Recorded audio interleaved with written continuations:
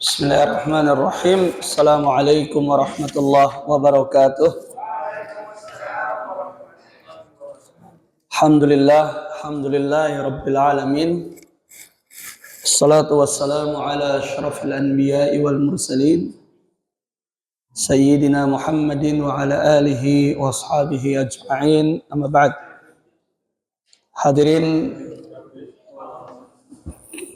jamaah sekalian yang dimuliakan Allah Subhanahu wa taala, alhamdulillah ya, kita dapat bertemu kembali dan pekan pertama bertemu setelah umrah. Ya, mudah-mudahan umrahnya makbulah, diterima oleh Allah Subhanahu wa taala, dan semoga nanti pada saat Ramadan kita bisa bersama-sama untuk umrah dan ziarah di kota Madinah kembali insyaallah. Kita lanjutkan memanfaatkan waktu yang ada ya dari pembahasan Kitab Tauhid. Di pertemuan yang lalu kita membahas tentang syafaat ya, sekarang kita masuk ke pembahasan dari firman Allah Subhanahu wa taala ayat surat Al-Qasas ayat yang ke-56. Bab qaulillahi ta'ala innaka la tahdi man ahbabta. Mungkin barangkali ada yang mau bacakan, Pak, silakan. Pak Riki, monggo. Halamannya sudah ketemu, Pak. Halaman 109. Silakan. A'udzu billahi minasy syaithanir rajim. Innaka la tahdi man ahbabta walakinallaha yahdi man yasha wa huwa a'lamu bil muhtadin. Sesungguhnya kamu Muhammad tidak dapat menunjuki orang yang kamu cintai kepada jalan kebenaran, tapi Allah lah yang menunjuki siapa saja yang dikehendakinya, dan Allah lebih mengetahui orang-orang yang patut menerima petunjuk. Surat Al-Qasas ayat 56. Iya, terima kasih. Masya Allah.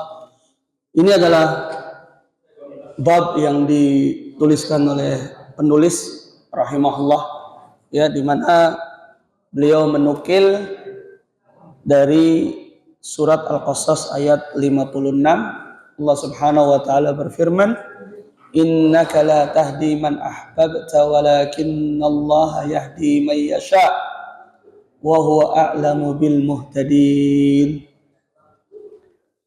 Innaka la tahdi man ahbabta, sesungguhnya engkau, ini ayat ini turun kepada Nabi Muhammad sallallahu alaihi wasallam. Sesungguhnya engkau Muhammad tidak dapat memberikan hidayah bagi orang yang engkau cintai. Engkau tidak dapat memberikan hidayah kepada orang yang engkau cintai. Walakinnallaha yahdi man yasha. Akan tetapi Allah lah yang dapat memberikan hidayah bagi siapa yang Dia kehendaki. Wa huwa a'lamu bil muhtadin, dan Allah lebih mengetahui siapa orang yang berhak mendapatkan hidayah. Hadirin jamaah yang dimuliakan Allah Subhanahu wa taala, ayat ini maksudnya apa? Ayat ini ayat ini adalah satu buah ayat yang turun, yaitu terkait dengan wafatnya pamannya Abu Thalib. Ya, di sini dapat kita pahami bahwa ya, Allah Subhanahu wa taala menjelaskan seorang nabi pun tidak mampu untuk memberikan taufik, untuk memberikan hidayah bagi orang yang dia cintai. Ya. Kenapa? Karena hidayah itu ada di tangan Allah Subhanahu wa taala. Allah yang memberikan taufik, Allah yang memberikan penunjuk. Ya, dan Allah lebih mengetahui siapa orang yang berhak menerima hidayah tersebut. Di sini ya, ada satu buah petunjuk yang sangat jelas. Fiha dalalah wadihah ala anna Rasul sallallahu alaihi wasallam la yamliku dharran wala naf'a. Bahwasanya ini merupakan sebuah petunjuk yang jelas, Rasul sallallahu alaihi wasallam tidak memiliki madarat dan tidak bisa mendatangkan manfaat. Ya. Wala ata wala man'a, tidak bisa memberi, tidak bisa mencegah. Kenapa? Wa annal amra kullahu biyadillah, karena sesungguhnya urusan itu semuanya ada di tangan Allah Subhanahu wa taala. Dan ini juga termasuk satu buah jenis rad, yaitu apa? Bantahan. Bantahan kepada siapa? Alladzina yunaduna litafrijil karabat wa qada al hajat, yaitu bantahan kepada orang-orang yang mereka memanggil, meminta kepada Rasul sallallahu alaihi wasallam untuk menghilangkan kesulitan, untuk memenuhi hajatnya. Rasul sallallahu alaihi wasallam masih hidup di zaman itu, memiliki paman yaitu Abu Thalib. Meninggal, wafat dalam keadaan kafir. Tidak bisa diberikan hidayah oleh Nabi Muhammad SAW. Tetap hidayah dari Allah. Kalau dakwah tetap dilakukan oleh Nabi. Bahkan disebutkan orang yang senantiasa melindungi Nabi SAW pada saat beliau mendapatkan kesulitan, penekanan, bahkan ancaman pembunuhan, itu adalah Abu Thalib. Tapi apa? Ternyata tidak diberikan hidayah oleh Allah Subhanahu wa taala. Nabi Muhammad SAW berusaha. Nabi Muhammad SAW berusaha untuk menyampaikan kebenaran ajaran Islam. Ini pada saat Nabi SAW masih hidup. Tentu lagi ketika Nabi SAW sudah wafat, maka tentu lebih tidak bisa lagi memberikan hidayah. Maka ya, ini kita dapati di dalam ayat ini ada beberapa pelajaran. Yang pertama adalah ar-rad 'alal ladzina ya'taqiduna annal awliya'a yanfa'un aw yadurrun wa yatasarrafuna ba'dal mauti 'ala sabilil karamah. Sebuah bantahan kepada orang-orang yang meyakini bahwasanya aulia, yaitu para wali, mereka dapat memberikan manfaat, dapat memberikan madarat. Mereka dapat melakukan sesuatu setelah kematiannya, setelah kewafatannya. Ada orang-orang yang menganggap bahwa alhamdulillah daerah kita aman dari gempa. Alhamdulillah daerah kita aman dari bencana. Karena apa? Karena dilindungi oleh Syekh Fulan, oleh Wali Fulan. Itu kira-kira bagaimana, Pak?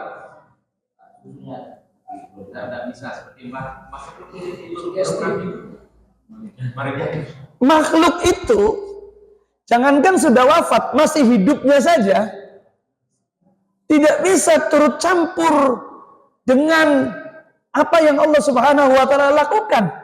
Iya kan? Ini Nabi saja masih hidup, gak bisa menjadikan pamannya kemudian dia bersyahadat masuk Islam, gak bisa. Itu Nabi. Lah ini yang dia bukan Nabi, ya, meskipun dia disebut orang soleh misalnya, sudah wafat, kemudian diyakini oleh orang, oh ini alhamdulillah kita tinggal di daerah yang di sini dulunya ada wali, ada orang soleh, maka kemudian kita senantiasa dilindungi. Yang lainnya pada bencana kita tidak. Kenapa? Karena menjaga alam. Siapa yang menjaga alam? Allah. Siapa yang menciptakan alam? Allah. Maka tidak boleh ada keyakinan seperti itu. Ya, ayat ini adalah satu dari bagian sebuah bantahan bahwasanya ya, tidak ada manusia yang dia bisa ya diakui sebagai mendatangkan manfaat, madarat, mengatur alam, menjaga makhluknya dan yang lain-lain, apalagi setelah wafat. Ya, maka seperti itu. Ya, kemudian anna hidayat taufik biyadillah. Sesungguhnya hidayah taufik itu di tangan Allah Subhanahu wa taala. Ketentuan itu di tangan Allah, hidayah itu. Ya. Kalau terkait dengan hidayah, kita bisa saja dekat dengan orang soleh, kita bisa saja hadir ke majelis taklim gitu kan. Bisa saja kan? Tapi apakah orang yang hadir di majelis taklim dia pasti mendapatkan hidayah taufik dari Allah? Belum tentu. Karena hidayah taufik itu datangnya dari Allah Subhanahu wa taala. Manusia bisa berusaha kadang-kadang hadir di majelis taklim. Ya. Lalu kemudian ya hanya sekedar hadir saja nongkrong gitu kan. Hanya sekedar untuk pergaulan saja gitu kan. Hanya sekedar untuk ya ikut-ikutan misalnya. Artinya yang demikian itu dia masih belum mendapat hidayah. Kalau mendapat hidayah, maka dia betul-betul memahami, dia betul-betul mengamalkan, dia betul-betul meresapi apa yang dia dapatkan di dalam majelis taklim. Ya, seperti kabar beberapa waktu yang lalu ada yang nge-share misalnya ada salah satu teman di majelis taklim yang dia ya melakukan ya suatu hal misalnya begini begitu. Ya maka ya itu sangat kita sayangkan ya. Artinya barangkali kehadirannya di majelis taklim masih belum betul-betul dia meresapi, betul-betul dia ikhlas, betul-betul dia belajar. Nah, seperti itu. Kemudian dalam ayat ini juga ada faedah yaitu isbatul ilmi lillahi subhanahu, yaitu penetapan ilmu bagi Allah Subhanahu wa taala, isbatul hikmah lillahi subhanahu, ya, penetapan hikmah ya yang Allah Subhanahu wa taala berikan. Lalu kemudian ada ibtalut ta'alluq bi ghairillah, yaitu batalnya keterikatan kepada selain Allah Subhanahu wa taala. Ya. Lanjut berikutnya. Monggo Pak, satu buah hadis. Diriwayatkan dalam Sahih Al-Bukhari dan Ibnu Al-Masyah bahwa Nabi berkata, "Katalah Abu Thalib akan meninggal, datanglah Rasulullah SAW kepadanya. Sedang ketika itu Abu Lahab bin Abi Umayyah dan Abu Jahal berada di sisinya, maka beliau bersabda kepadanya, wahai pamanku, ucapkanlah la ilaha illallah, suatu kalimat yang dapat aku jadikan bukti untukmu di hadapan Allah. Tetapi disambut oleh Abu Lahab bin Abi Umayyah dan Abu Jahal dengan mengatakan, apakah kamu membenci agama Abu Thalib? Lalu Nabi Sallallahu Alaihi Wasallam mengulangi sabdanya itu lagi, tetapi mereka akan mengulangi kata-katanya itu pula. Akhirnya Abu Thalib berkata, aku masih tetap pada agama Abu Thalib dan tidak mau mengucapkan la ilaha illallah. Maka Nabi Sallallahu Alaihi Wasallam bersabda, sungguh akan aku mintakan ampunan untukmu selama aku tidak dilarang. Ketika itu Allah menurunkan firman-Nya, tidak patut bagi Nabi serta orang-orang yang beriman memintakan ampunan kepada Allah bagi orang yang musyrik. Dan mengenai Abu Thalib, Allah menurunkan firman-Nya, sesungguhnya kami Muhammad tidak dapat menunjuki orang yang kamu cintai kepada jalan yang benar, tapi Allah lah yang menunjuki siapa saja yang dikehendakinya. Ya, Masya Allah, terima kasih. Baik, saya akan bacakan ulang ya Pak. Masya Allah, terima kasih kepada Bapak yang sudah membacakan hadis tadi, hadis dari yang dikeluarkan oleh Imam Bukhari, ya, yang dibacakan tadi adalah satu buah penjelas dari ayat yang sudah kita jelaskan. Ya, ini dari Ibnul Musayyib, dari bapaknya. Beliau mengatakan lamma hadarat Abu Talibin al-wafah, yaitu ketika Abu Talib akan wafat, menjelang wafatnya Abu Talib, ja'ahu Rasulullah sallallahu alaihi wasallam. Rasulullah datang menemui Abu Talib. Jadi ketika Abu Talib akan menjelang wafat, datang Rasulullah menemuinya, pada saat itu lagi sakit. Wa indahu Abdullah ibnu Abi Umayyah wa Abu Jahal. Di sisi Abu Thalib ini ada dua orang tokoh Quraisy pada saat itu. Yang pertama adalah Abdullah bin Abi Umayyah, yang kedua Abu Jahal. Dua orang ini tokoh musyrik Quraisy, ya. Di sisinya Abu Thalib. Faqala lahu ya am, kata Rasulullah, sampaikan kepada Abu Thalib, pamanku, wahai pamanku, ya am, qul la ilaha illallah, katakanlah la ilaha illallah. Ingin dituntun mengucapkan syahadat oleh Nabi SAW kepada pamannya ini. Kalimatan uhajjulaka biha indallah. Satu kalimat yang nanti akan aku jadikan hujah di hadapan Allah. Ini Nabi SAW mengatakan kepada Abu Thalib karena tahu bagaimana jasa Abu Thalib kepada Nabi ini, ya. Kepada ponakannya, melindungi, merawat, mengasuh, ya, bahkan ketika akan dibunuh juga dijaga betul-betul, ya. Yang membela itu adalah Abu Thalib. Maka kata Nabi sebelum wafatnya, ucapkan la ilaha illallah, ya. Tapi ternyata dua orang tadi, Abdullah bin Abi Umayyah dan Abu Jahal, mengatakan apa? Atarghabu an millati Abdul Muttalib. Apakah kamu benci dengan agamanya Abdul Muttalib? Ya, maksudnya di sini benci dengan ajaran nenek moyang, yaitu ajaran kaum musyrikin Quraisy. Fa'ada alaihi Nabi sallallahu alaihi wasallam. Maka kemudian Nabi mengulangi lagi, ucapkan la ilaha illallah. Ini kepada pamannya. Fa'ada. Kemudian dua orang tadi ngomong lagi. Ya.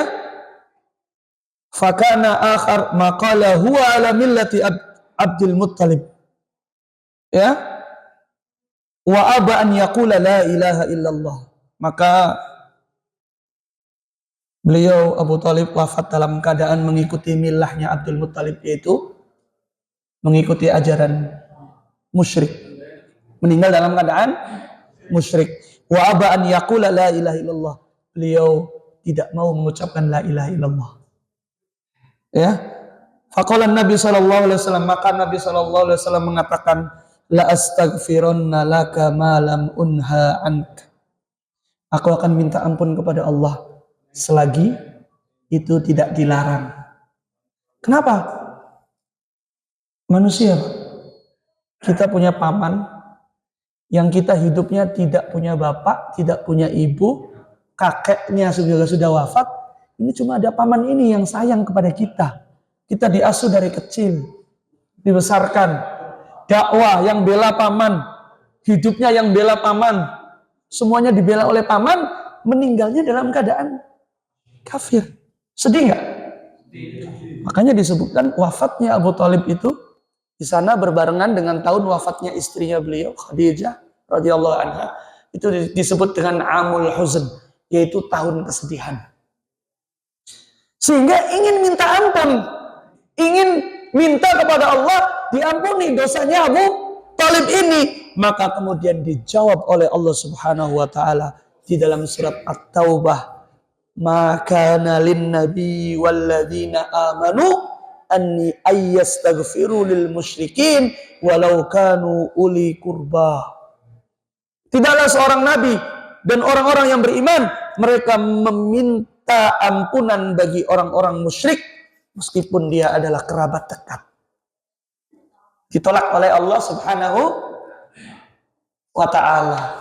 Kemudian juga Allah Subhanahu wa ta'ala turunkan ayat di dalam surat Al-Qasas ayat 56 yang tadi di awal sudah dibacakan. Jadi ini kisah tentang asbabun nuzul, ya, sebab turunnya ayat tadi surat Al-Qasas ayat 56. Innaka la tahdi man ahbabta walakinnallaha yahdi man yasha. Sungguhnya engkau Muhammad tidak dapat memberikan hidayah kepada orang yang engkau cintai, walakinnallaha yahdi man yasha, dan sesungguhnya Allah memberikan hidayah bagi siapa yang dia kehendaki. Wa huwa a'lamu bil muhtadin, dan Allah lebih mengetahui siapa orang yang diberikan hidayah tersebut. Masya Allah. Dan di dalam riwayat yang lain disebutkan bahwa Abu Thalib hanya mendapatkan keringanan apa? siksanya di neraka. Bagian bawahnya ditempelkan di api, bagian atasnya hancur mendidih. Ya, seperti itu. Jadi hidayah itu Allah yang menentukan. Masya Allah, kita ini bukan siapa-siapanya Nabi ya. Orang Indonesia jauh dari Mekah, jauh dari Madinah. Meskipun kita tinggal di sini. Ya kan ini sudah tua kita tinggal di sini. Lahirnya kita kan di Indonesia. Jauh dari zamannya Nabi. Tapi apa? Allah betul-betul di sini. Walakinnallaha yahdi may yasha. Akan tetapi Allah memberikan hidayah bagi siapa yang Dia kehendaki. Dan Allah berikan hidayah Islam kepada kita. Ya, Masya Allah, ini sangat luar biasa. Ya, sangat luar biasa hidayah yang Allah berikan kepada kita ini sangat luar biasa. Pemberian dari Allah yang sangat agung kepada kita adalah hidayah Islam. Yang ternyata bahwa orang yang paling dekat dengan Nabi pun belum tentu dia mendapatkan hidayah. Pamannya Nabi. Kurang apa coba? Kurang apa Abu Thalib? Kurang apa? Maka kalau kita memikirkan hal tersebut, Masya Allah, Allah itu sayang banget sama kita. Allah itu cinta banget kepada kita. Gitu ya. Dari sini dapat diambil pelajaran bahwasanya Rasul SAW la yamliku naf'an liman huwa aqrabun nasi ilaih. Bahwasanya Rasul SAW tidak memiliki memberikan manfaat hidayah bagi orang yang dekat hubungannya dengan beliau. Ya, mimma yadullu ala butlani ta'alluq alaihi sallallahu alaihi wasallam. Ini juga menunjukkan akan batalnya keterikatan dengan Nabi sallallahu alaihi wasallam. Ya, terikat dengan apa maksudnya?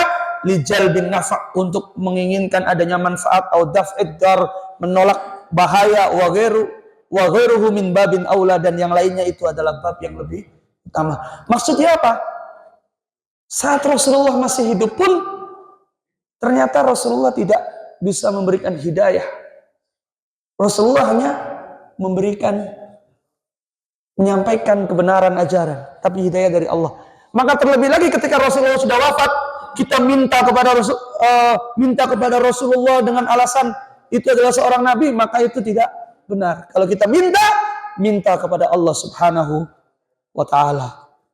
Ya, dari hadis ini dapat kita ambil pelajaran jawazu iyadatil marid al musyrik idza rujiya Islamu, yaitu bolehnya menengok ya orang sakit yang dia itu musyrik kalau diharapkan untuk masuk ke dalam Islam. Ya, jadi kita boleh untuk menengok ya. Mungkin kita punya tetangga, teman non muslim ya, hukum asal menengok boleh, terutama adalah ketika kita harapkan dia masuk ke dalam Islam. Ya mungkin untuk kita yang tinggal di sini semuanya Islam semua Pak ya.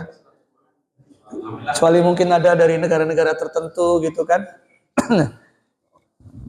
Kemudian dalam hadis ini juga kita bisa mengambil pelajaran madharratu ashabis su', bahayanya memiliki teman yang buruk. Abu Thalib orangnya baik, Masya Allah, menyayangi Nabi SAW.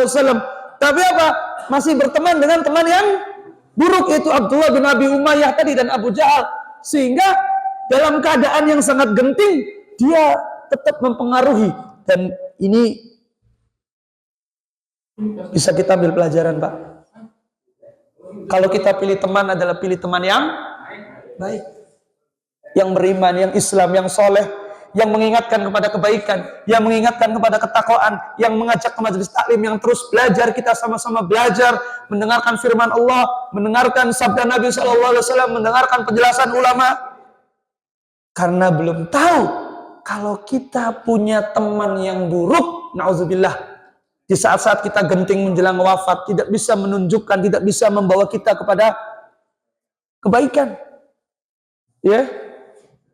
Tetapi ketika kita berteman dengan teman yang baik, maka dia akan menuntun kita kepada jalan kebaikan. Sebagaimana kata Nabi SAW, Al-mar'u ala dini khalilihi. Seseorang itu dia akan mengikuti agama temannya. Ya, seseorang akan mengikuti agama temannya. Maka kalau kita ingin baik, kita cari teman-teman yang baik, yang agamanya baik. Kenapa? Karena nanti tertular gitu ya. Kita berteman itu tertular. Meskipun mungkin tidak langsung ya, cepat atau lambat, dikit-dikit. Awalnya ya memaklumi, kemudian ikut-ikutan. Nah itu akan bahaya. Yang bahaya lagi adalah ketika ajal kita menjemput, ternyata terpengaruh dengan perilaku dan sifat dari teman yang buruk tadi. Ya. Dan di dalam hadis ini kita bisa mengambil pelajaran, diantaranya kita haram untuk istighfar, mintakan ampun kepada orang musyrik, orang kafir. Ya, kita tidak boleh mualat, berteman baik, setia, mencintai mereka. Karena apa? Karena itu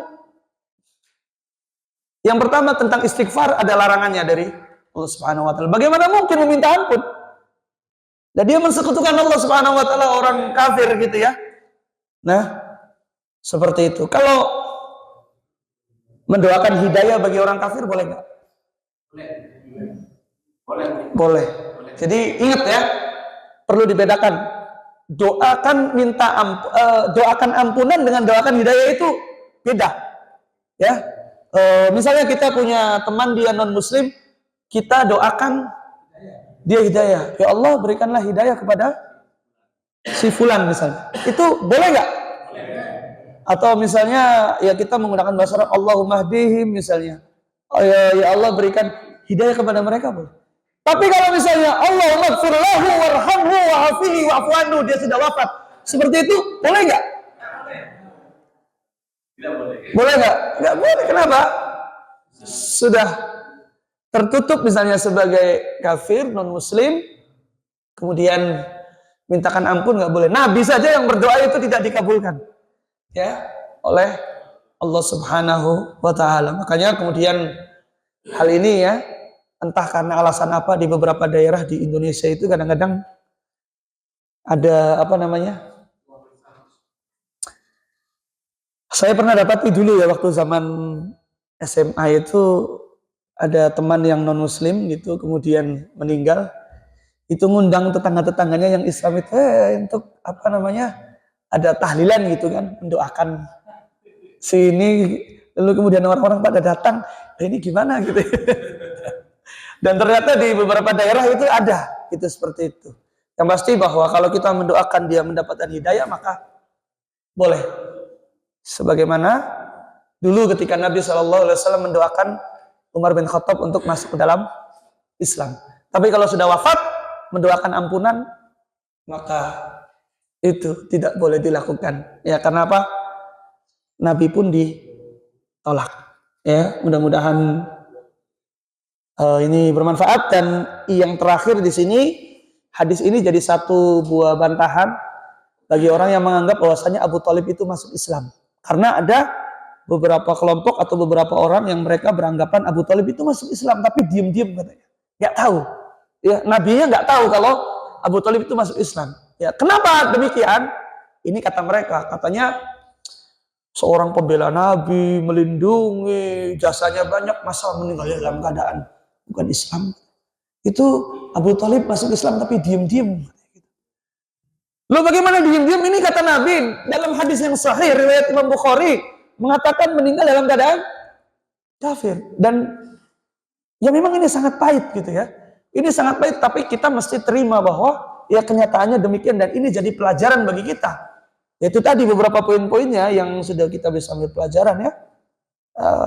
Kita berteman dengan teman yang soleh, kita meyakini bahwasanya ya Nabi sebagai seorang penyampai tapi tidak bisa memberikan hidayah taufik ya. Karena yang bisa memberikan hidayah taufik itu adalah dari Allah Subhanahu wa taala. Mungkin ini yang bisa disampaikan, mohon maaf atas segala kekurangan. Mungkin kita tutup, insyaallah kita ketemu lagi, tutup dengan doa kafaratul majlis. Subhanakallahumma bihamdika asyhadu an la ilaha illa anta astaghfiruka wa atubu ilaik. Assalamualaikum warahmatullahi wabarakatuh.